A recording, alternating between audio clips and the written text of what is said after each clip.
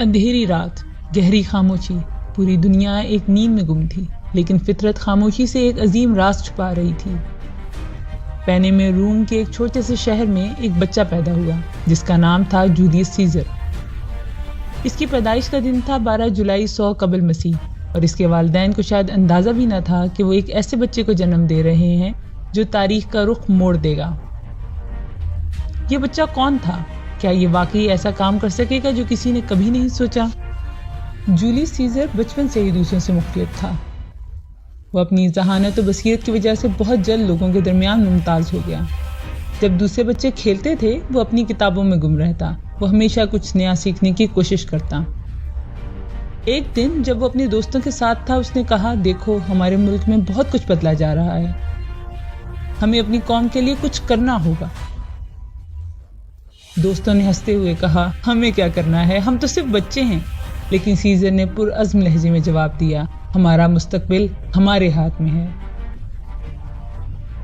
چند سال بعد 60 قبل مسیح میں سیزر نے سیاسی میدان میں قدم رکھا۔ اس نے ایک مشہور سیاستدان گائس میریس کے ساتھ اتحاد کیا۔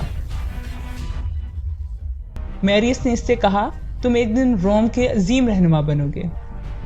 سیزر نے مسکراتے ہوئے جواب دیا، میں صرف اپنے لوگوں کی خدمت کرنا چاہتا ہوں۔ یہ وہ لمحہ تھا جب اس نے اپنے مقدر کا پہلا قدم اٹھایا۔ 56 قبل مسیح میں سیزر نے پومپیو کراسس کے ساتھ ایک طاقتور اتحاد بنایا۔ اس اتحاد نے انہیں روم کے سیاسی منظرنامے میں مضبوط مقام دلایا۔ پومپی نے سیزر سے کہا، ہم ایک دوسرے کے بغیر کامیاب نہیں ہو سکتے۔ سیزر نے جواب دیا، ہمیں ایک مضبوط روم بنانا ہے، لیکن یہ صرف اتحاد سے ممکن ہے۔ 58 قبل مسیح میں جب سیزر کو گول کی مہم پر بھیجا گیا تو اس نے نہ صرف گولیوں کو فتح کیا بلکہ ان کے دلوں میں بھی جگہ بنائی۔ ایک بار سیزر نے ایک طاقتور گول سردار ورسنگیٹرکس کو شکست دی۔ ورسنگیٹرکس نے سیزر سے کہا، تم ہمیں نہیں سمجھتے، ہم لڑیں گے۔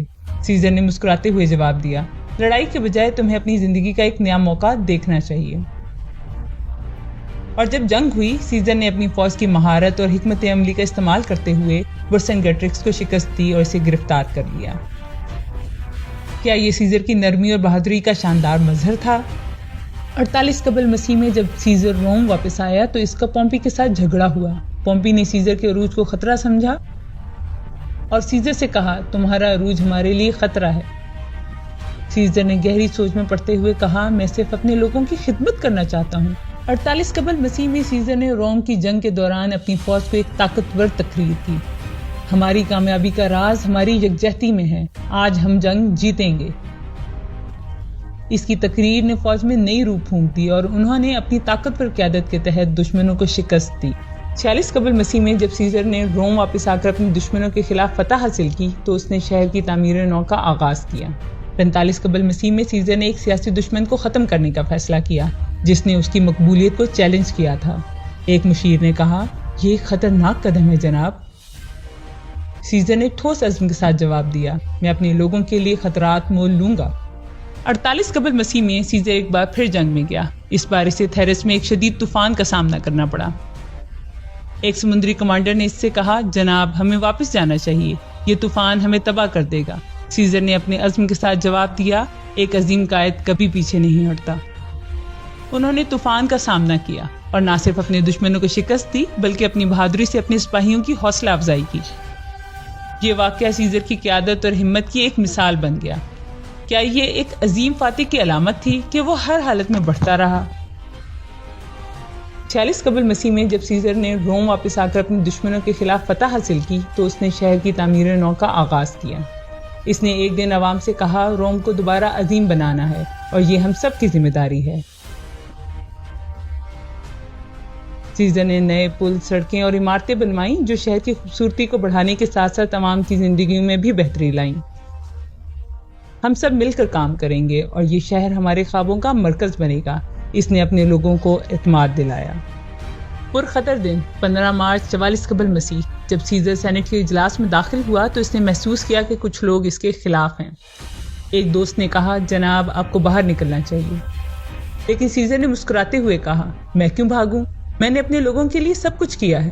یہ ایک ایسا لمحہ تھا جس نے تاریخ کو بدل کر رکھ دیا۔ جب سیزر کو قتل کیا گیا تو اس نے آخری الفاظ کہے، حتیٰ کہ تم بھی برٹوس۔ کیا یہ ایک عظیم رہنما کی کہانی کا اختتام تھا؟ جولیس سیزر کی زندگی میں یہ سب واقعات اس کی بہادری، بصیرت اور قیادت کی مثالیں ہیں۔ اس کی کہانی آج بھی ہمیں سکھاتی ہے کہ ہم سب کو اپنے لوگوں کی خدمت کے لیے تیار رہنا چاہیے، چاہے چیلنجز کتنے بھی بڑے ہوں۔ کیا آپ بھی اپنی قوم کے لیے کچھ کرنا چاہتے ہیں؟